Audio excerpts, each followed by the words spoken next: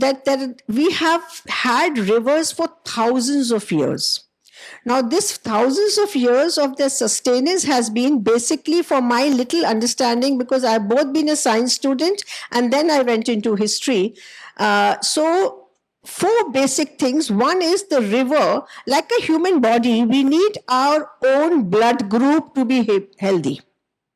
Like our body, we need our arteries to be clean to avoid heart attacks and to fall ill. And like a human body needs social sustenance, social support to be able to be socially and mentally and emotionally happy, because emotional health is also health. Now let's see the river, Yamuna. How Yamuna is 1,376 kilometers. Till 1948, it is mentioned in our books that the Britishers were ferrying passengers and goods from Kolkata to Delhi. And the river was navigable.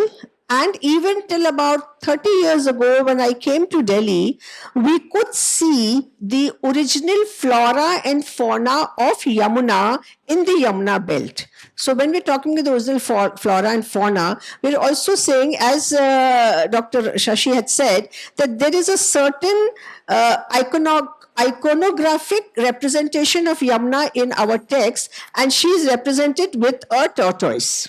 Like Ganga is represented with that alligator, right? Now, so what does Yamuna has that time Yamuna had its own blood group. What is its own blood group? That is its original source of water that is coming from the Kalindri hills. Secondly, its arteries. Now, its arteries were clean because it was flowing with force. It was flowing with so much force that even the pebbles on the way would actually, that is the natural system of the river, they would break down into sand. And that sand also was so light that because of the force of the that was called the E-flow, was so good that it just moved on and on. Because of that E-flow, it was having clean, smooth, because water, whenever it is running, it will never gather moss. That is a very common thing. Rolling stones gather no moss. We all know that. Now, the third thing is that we had a very interesting system of as a social system for the river. What was the social system for river? Because water, as he said, is critical for every aspect of life. Water and air are very critical. We had ponds, we had wells in every home, in every village, in every locality, and there is not a single mandir or there was not a single institute of Gurukul which did not have these wells for water.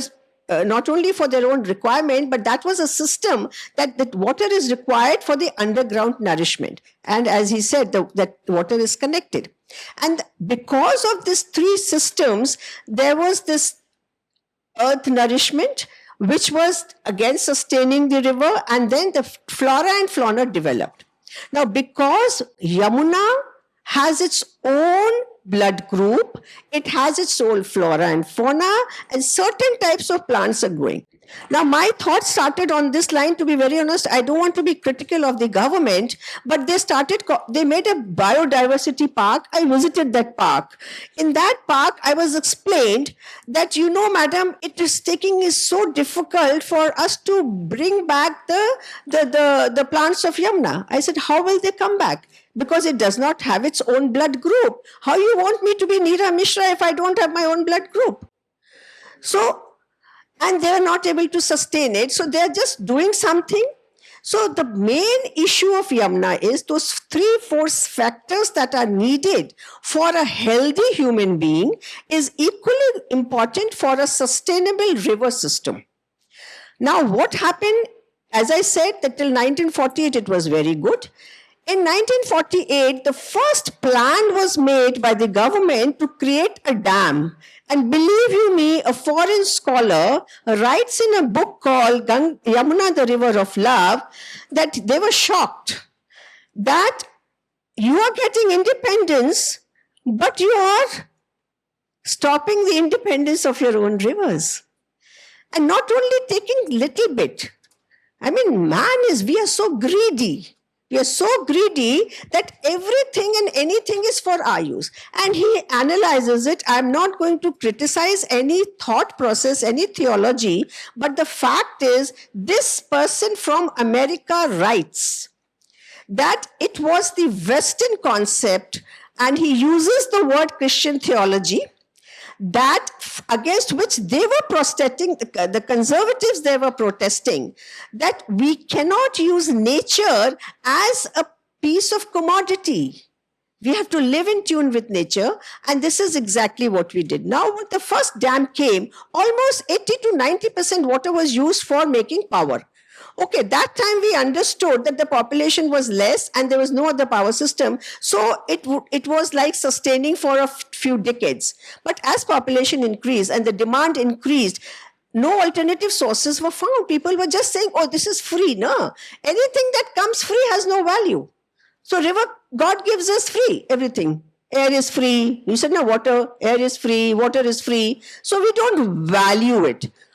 And that is why these systems, these customs, if you analyze that each system of our traditional rituals is connected with the nature. We celebrate with the nature. So when Yamuna is dammed there, then what happens? It comes down. Then something very interesting happened. There was this big concept thrown on us that, why are you growing rice only in Bengal and Kerala? Why can't you grow rice in Punjab? And so we need water. So where do we get? Oh, we have the Ravan. So they've created a canal at Tejawala, the eastern canal and the western canal, and they started diverting water to grow rice. So that was that greed, that humko ye bhi chahiye, ye bhi chahiye, ye bhi chahiye. Not realizing that every area has its own topographical strengths, and we should live with that variety.